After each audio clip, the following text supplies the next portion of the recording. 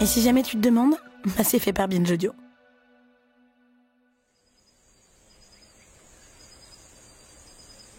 Salut, on est toujours ensemble, quelque part, dans un endroit confortable, dans la forêt ou dans un bar. Et moi, Victoire Tuaillon, je vous lis des extraits d'un livre que j'aime beaucoup et qui, je pense, va vous plaire aussi. C'est Les luttes fécondes de Catherine Dorion, qui entremêle des réflexions sur le désir et l'amour romantique, avec d'autres sur les révoltes et la démocratie.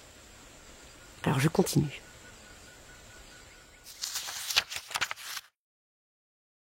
La bulle du couple.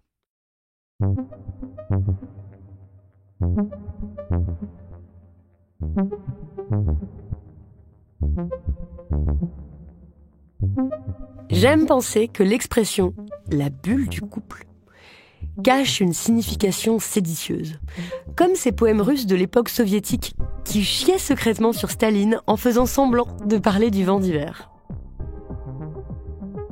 J'aime aussi penser que l'institution du couple est à l'amour ce que les institutions financières sont à la valeur des maisons. Quand l'amour ou les maisons perdent de leur valeur réelle, le rôle de l'institution, c'est de travailler à ce que l'ordre des choses ne soit pas inquiété. Non, rien n'a chuté, les actifs sont solides, sauf que la réalité fait son chemin par en dessous, et un jour arrive où le décalage entre le message officiel et la réalité est trop grand, ça tient plus, l'élastique pète, la bulle éclate, la vérité tombe sur le monde comme l'enclume sur le coyote. Au fond, ces hypothèques sont pourries. Elles ne valent pas 500 000 $ comme nous le croyons, elles ne valent rien, elles ne seront jamais remboursées. En fait, non, ce soir, ça m'apparaît clair, nous ne serons pas ces compagnons qui traversent le temps. C'est seulement après la rupture, dans ce nouvel espace-temps qui peut être large comme la liberté ou écrapouti comme la peine, qu'on réalise à quel point on a fait des choses absurdes pour empêcher la bulle de péter. Faire l'amour alors qu'on n'en a pas envie, faire l'amour alors qu'on a envie de quelqu'un d'autre à la place, ne pas faire l'amour avec cet autre, se dévaloriser complètement parce qu'une personne ne bande plus pour nous, organiser un souper au resto pour se retrouver, alors que chacun se dit en lui-même que ça ne lui tente pas, qu'il aimerait mieux faire n'importe quoi d'autre qu'être assis là à feindre la tendresse pour ne pas provoquer la conversation fatidique. Toujours la peur. Peur de la crise. À tout prix chercher comment faire pousser encore du désir dans cette terre épuisée. Relancer l'économie et la croissance, même si l'envie de consommer et de travailler, ils nous l'ont tellement stimulé qu'il n'y a plus de jus dans le fruit. On a perdu tout notre spring. Mais ils persistent, font des campagnes de pub avec l'aide de psychologues pour trouver comment siphonner les gouttes oubliées, celles qu'on aurait cherché à garder enfouies au creux de notre carcasse vidée et terne. Alors, pour les conjoints, car c'est ce que les amants sont devenus, la vie émerge ailleurs, en dehors du couple, jusqu'à prendre assez d'ampleur pour faire flancher la grosse structure vide qui bouche le paysage et empêche l'avenir de percer. Il y a quelque chose en nous de plus intelligent que nous.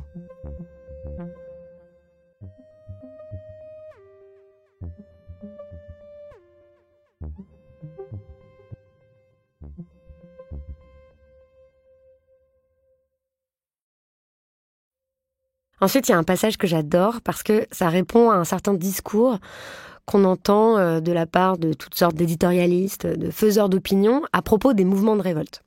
Souvent, on entend « Vous savez pas ce que vous voulez, c'est quoi votre projet, est-ce que vous êtes avec un parti, gna gna gna ». Je me souviens, on entendait tout le temps ça pendant Nuit debout en 2016, pendant les Gilets jaunes aussi. Et apparemment, il s'est dit la même chose pendant le Printemps érable. Donc c'est le plus gros mouvement social qu'a connu le Québec ces dernières années. Et donc à ceux qui disent « Vous savez pas ce que vous voulez », voilà ce que Catherine Dorion répond.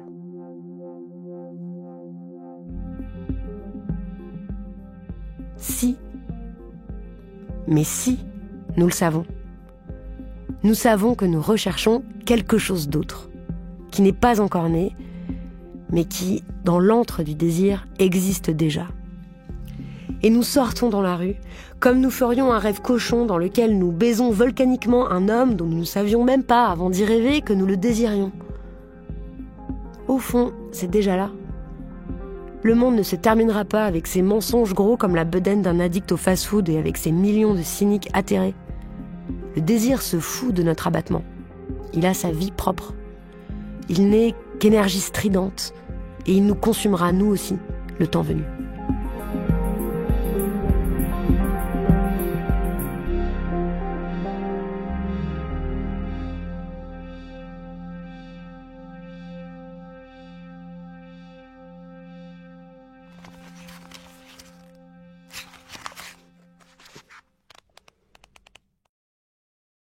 Une année de semailles.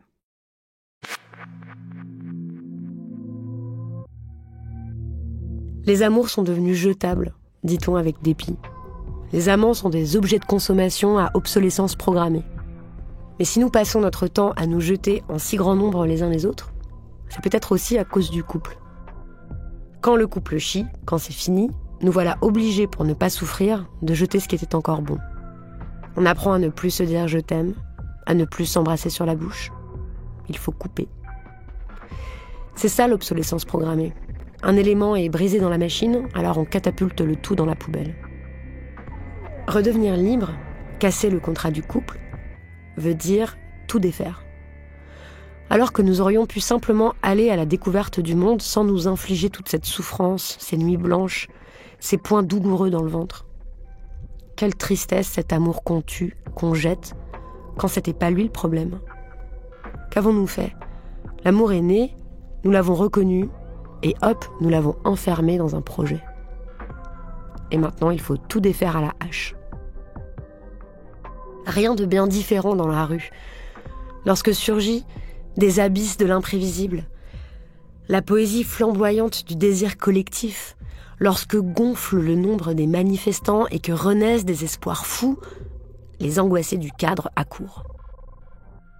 Qu'allons-nous faire avec ça ?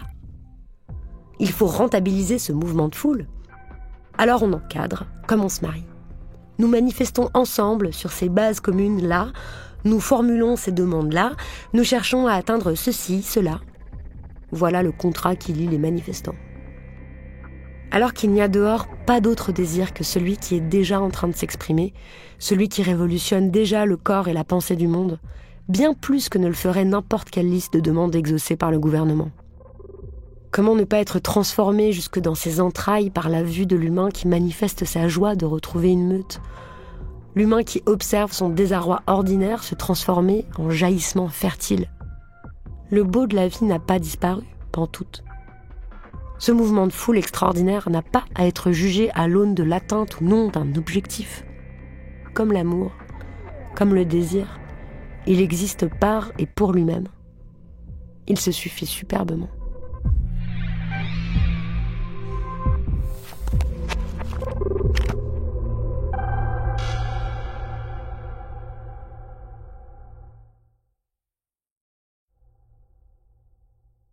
Voilà.